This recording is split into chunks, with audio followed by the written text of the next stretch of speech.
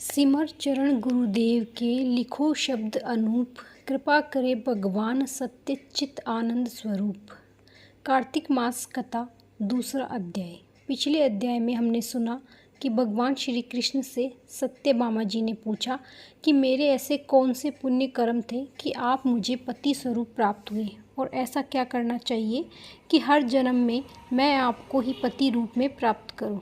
और अब दूसरे अध्याय में भगवान सत्यभामा जी को उनके पूर्व की कथा सुना रहे हैं। भगवान श्री कृष्ण आगे बोले कि हे प्रिय, जब गुणवती को राक्षस द्वारा अपने पति व पिता के मारे जाने का समाचार मिला तो वह विलाप करने लगी। हे नाथ, हे पिता, मुझको त्याग कर तुम कहाँ चले गए? मैं अकेली स्त्री तुम्हारे बिना अब क्या करूं? अब मेरे भोजन वस्त्र आदि की व्यवस्था कौन करेगा? घर में प्रेम पूर्वक मेरा पालन पोषण कौन कर देगा? मैं कुछ भी नहीं कर सकती। मुझ विधवा की रक्षा कौन करेगा? मैं कहाँ जाऊँ? मेरे पास तो अब कोई ठिकाना भी नहीं रहा। इस प्रकार विलाप करते हुए गुणवती चक्कर खाकर धरती पर गिर पड़ी और बेहोश हो गई। बहुत देर बाद जब उसे होश आया तो वह पहले की भांति करुणा विलाप करते हुए शोक सागर में डूब गई। कुछ समय के पश्चात जब वह संभली तो उसे ध्यान आया कि पिता और पति की मृत्यु के बाद मुझे उनका क्रियाक्रम करना चाहिए जिससे उनकी गति हो सके। इसलिए उसने अपने घर का सारा सामान बेच दिया और उससे प्राप्त धन से अपने पिता और पति का श्राद्ध आदि कर्म किया। तत्पश्चात उसी नगरी में रहते हुए 8 पहर भगवान विष्णु की भक्ति करने लगी। उसने मृत्यु पर्यंत तक नियम पूर्वक सभी एकादशियों का व्रत और कार्तिक महीने में उपवास व व्रत किए। हे प्रिय, एकादशी और कार्तिक का व्रत मुझे बहुत प्रिय है। इनसे मुक्ति, भुक्ति, पुत्र तथा संपत्ति प्राप्त होती है।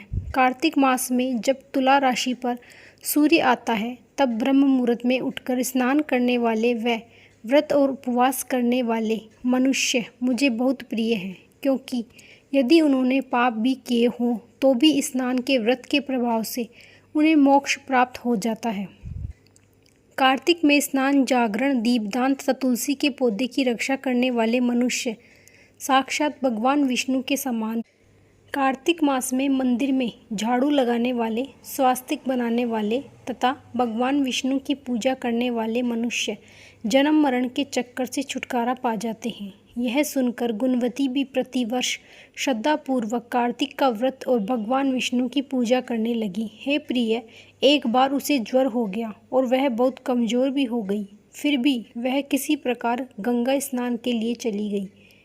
गंगा तक तो वह पहुंच गई, परंतु शीत के कारण वह बुरी तरह से कांप रही थी। इस कारण वह शिथिल हो गई। तब मेरे दूत उसे मेरे धाम में ले आए। तत्पश्चात ब्रह्मा जी आदि देवताओं की प्रार्थना पर जब मैंने कृष्ण का अवतार लिया तो मेरे गण भी मेरे साथ इस पृथ्वी पर आए, जो इस समय यादव हैं। तुम्हारे पिता पूर्व जन्म में देव शर्मा थे, तो इस जन्म में सदरात्र में चंद्र शर्मा जो तुम्हारा था वह डाकू है। और हे देवी, तुम ही वह गुणवती हो। कार्तिक व्रत के प्रभाव के कारण तुम मेरी अर्धांगिनी हुई हो। पूर्व जन्म में तुमने मेरे मंदिर के द्वार पर तुलसी का पौधा लगाया था।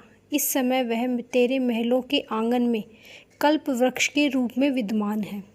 उस जन्म में जो तुमने दीप दान किया था उसी के कारण तुम्हारी देह इतनी सुंदर है और तुम्हारे घर में साक्षात लक्ष्मी का वास है, क्योंकि तुमने पूर्व जन्म में अपने सभी व्रतों का फल पति स्वरूप विष्णु को अर्पित किया था।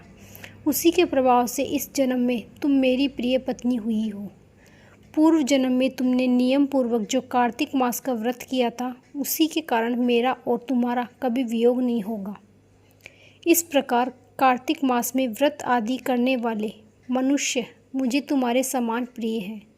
दूसरे जप तप यज्ञ दान आदि करने से प्राप्त फल कार्तिक मास में किए गए व्रत के फल से बहुत थोड़ा होता है, अर्थात कार्तिक मास के व्रतों का 1/4 भाग भी नहीं होता। इस प्रकार सत्यभामा भगवान श्री कृष्ण के मुख से अपने पूर्व जन्म के पुण्य का प्रभाव सुनकर बहुत प्रसन्न हुई। ओम नमो भगवते वासुदेवाय। दूसरा अध्याय समाप्त।